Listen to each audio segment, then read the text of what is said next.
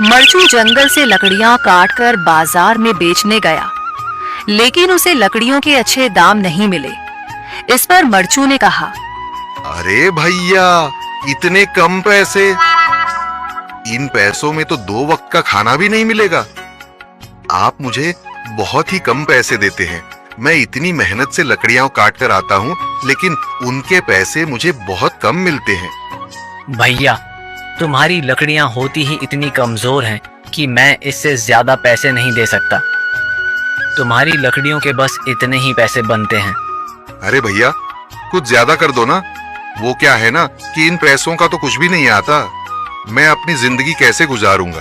भैया, तुम जाकर अच्छी लकड़ियां लाओ, तभी इन लकड़ियों का अच्छा दाम मिल पाएगा, वरना इन लकड़ियों का तो यही दाम है। ये सुनकर मरचू बहुत ज्यादा परेशान हो गया और पैसे लेकर किराने की दुकान से सामान खरीदकर घर आ गया। घर पहुंचते ही मरचू की पत्नी सीता ने कहा, अरे जी, सामान ले आए आप? हाँ जी, सामान ले आया हूँ।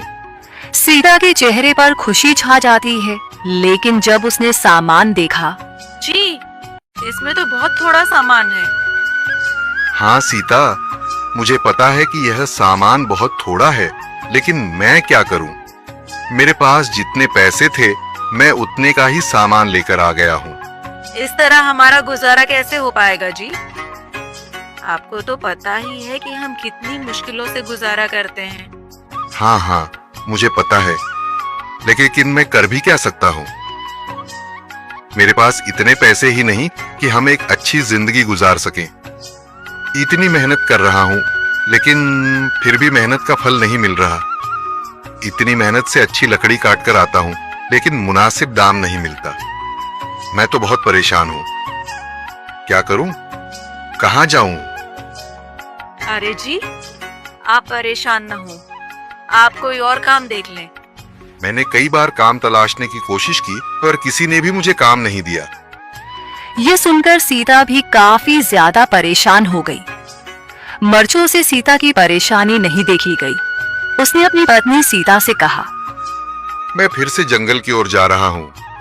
अरे जी, अभी मत जाइए ना, वैसे भी शाम हो रही है। आप कल चले जाइएगा, अभी मत जाइए। ठीक है, अगर तुम रोक रही हो तो मैं नहीं जाता। मैं कल चला जाऊंगा। इसके बाद मरचू गांव में घूमने के लिए चला गया।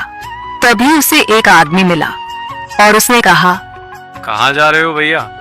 और सुनाओ, क्या हाल चाल है? जिंदगी कैसे गुजर रही है? अरे भैया, तुम्हें तो पता है कि लकड़ियां काटकर कैसे गुजारा होता है। हाँ भैया, तुम सही कह रहे हो। और आसपास के जंगलों में अच्छी लकड़ियां भी नहीं है। इसके लिए तो जंगल के अंदर जाना पड़ेगा। पर जंगल के अंदर तो काफी सारे जंगली जानवर होंगे। मुझे बहुत डर लगता है भैया, मैं जंगल में कैसे जाऊंगा? हाँ भैया, जंगली जानवर तो होंगे, लेकिन अच्छी लकड़ियां तो वहीं से ही मिलेंगी। ये सुनकर मरचू बहुत ज्यादा परेशान हो गया, लेकिन वह आदमी बिल्कुल ठीक कह रहा था। जंगल के किनारे की सारी लकड़ियां कट चुकी थीं। अब सिर्फ जंगल के अंदर ही अच्छी लकड़ियां बची थीं। अगली सुबह उसी तरह तोते के रूप में भटको। नहीं नहीं, मुझे आजाद करो, वरना मैं तुम्हें छोड़ूंगा नहीं। अब तुम मेरा कुछ भी नहीं बिगाड़ सकते। अब तुम जाओ यहाँ से और अब से ऐसे ही घूमो।